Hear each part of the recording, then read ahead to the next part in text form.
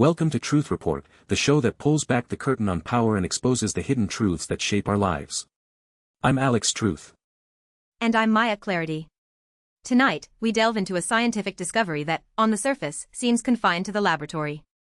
But as we've learned time and again, the most groundbreaking advancements often carry the most profound, and sometimes terrifying, implications for our fundamental rights and freedoms.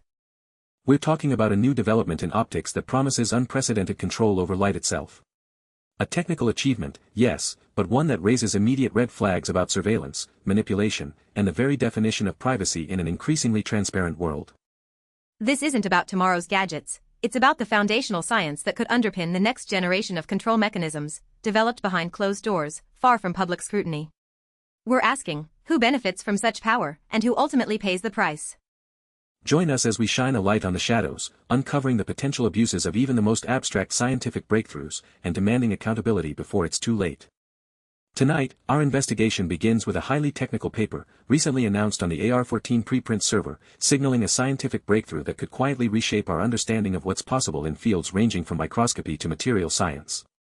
Yet, beneath the complex jargon, we see the potential for a new era of unprecedented control and surveillance. Indeed, Alex.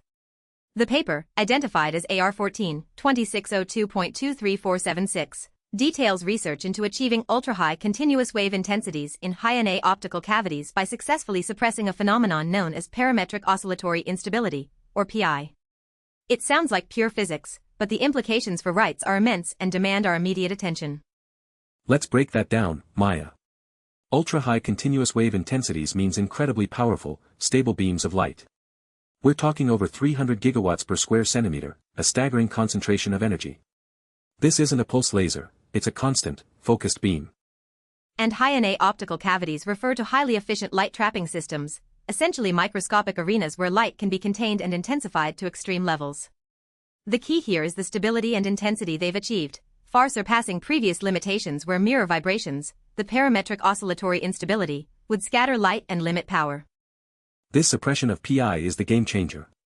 It means they've overcome a fundamental physical barrier to creating stable, incredibly powerful light fields. The paper itself highlights applications like phase contrast electron microscopy and ultra-deep dipole traps for molecules. Those applications alone should give us pause. Phase contrast electron microscopy, pushed to this extreme, could mean imaging capabilities far beyond anything we currently understand. Imagine being able to non-invasively, yet comprehensively, examine cellular structures or even molecular arrangements in real time, perhaps even remotely. Exactly. When we talk about rights news, the first thing that jumps out is privacy. If you can achieve such granular, high-resolution imaging, what does that mean for medical privacy? For personal spaces? Could this technology, in its advanced form, allow for surveillance at a molecular level, discerning sensitive biological information from a distance? It's not just about seeing. The second application, ultra-deep dipole traps for molecules, speaks to an unprecedented ability to manipulate matter at a fundamental level. Dipole traps use light to hold and control tiny particles. Ultra-deep implies incredibly strong, stable confinement, allowing for precise interaction with individual molecules. This moves beyond observation to direct manipulation. Think about that, the power to precisely control individual molecules using light. What are the ethical implications if this level of control extends to biological systems? Could it be used for highly targeted drug delivery, or conversely, for highly targeted toxins, without a trace? The potential for medical advancements is undeniable: precision diagnostics, new therapies. But in the wrong hands, or with insufficient oversight, this molecular control could be weaponized. We've seen how dual-use technologies, initially developed for benign purposes, invariably find their way into military or intelligence applications. Who benefits from such a breakthrough? Ostensibly, the scientific community, researchers, and eventually, the pharmaceutical and advanced materials industries.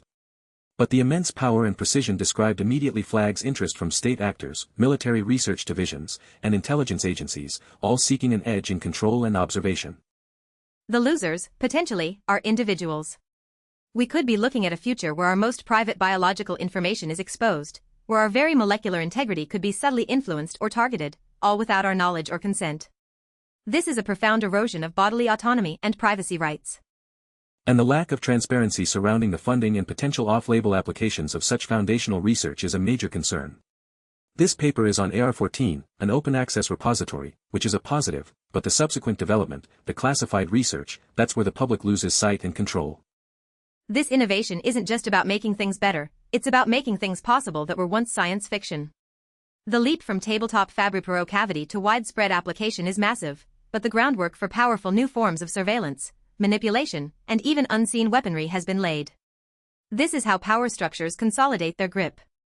We need to demand a public conversation now, before this technology matures in the shadows. What ethical frameworks are being developed alongside this science? Who is accountable for ensuring this power isn't turned against the very people it claims to serve? The history of scientific advancement is replete with examples where the ethical implications were only considered long after the technology was deployed. We cannot afford that luxury with something that promises such fundamental control over light and matter. The potential for systemic wrongdoing is immense. Maya, what we've discussed today, from the technical intricacies of light manipulation to its potential misuse, isn't just a collection of disparate anxieties. It points to a disturbing pattern where foundational scientific advancements, often presented as purely academic or beneficial, consistently open doors to new forms of control and surveillance. Absolutely, Alex. The common thread is the increasing technological capacity to observe, influence, and potentially manipulate individuals and populations at ever more granular levels. Whether it's the molecular precision promised by ultra-high intensity light or future computational abilities, the trajectory is towards invisible, pervasive power. This research, detailed in the AR14 paper, underscores a critical vulnerability in our societal oversight. Fundamental physics research, far from the public eye, can lay the groundwork for technologies that profoundly impact human rights, often long before anyone outside a specialized lab understands its true implications. It's a classic dual-use dilemma, but amplified by the sheer power and precision involved. The same technology that could cure diseases or create revolutionary materials could also enable unprecedented state surveillance, biomanipulation, or even forms of directed energy that threaten physical autonomy. The synthesis is clear: there's an urgent need for proactive ethical frameworks and public dialogue that runs parallel to scientific discovery, not trailing years behind it. We can't wait for these technologies to be weaponized or broadly deployed before we start asking the hard questions about their societal cost. The current system, where corporate and government entities often fund and control cutting-edge research with minimal public accountability, is a recipe for disaster.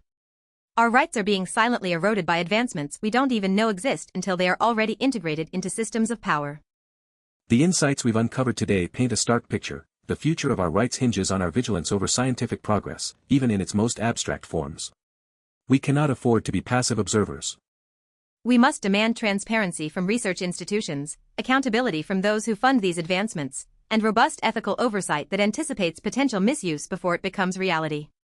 This isn't just about technology, it's about safeguarding human dignity. Truth Report believes that knowledge is power. Share this information. Ask your representatives about funding for ethical review boards. Support organizations advocating for responsible technology development. Your voice is crucial. For Truth Report, I'm Maya Clarity. And I'm Alex Truth. Stay informed, stay vigilant, and never stop demanding the truth. Good night.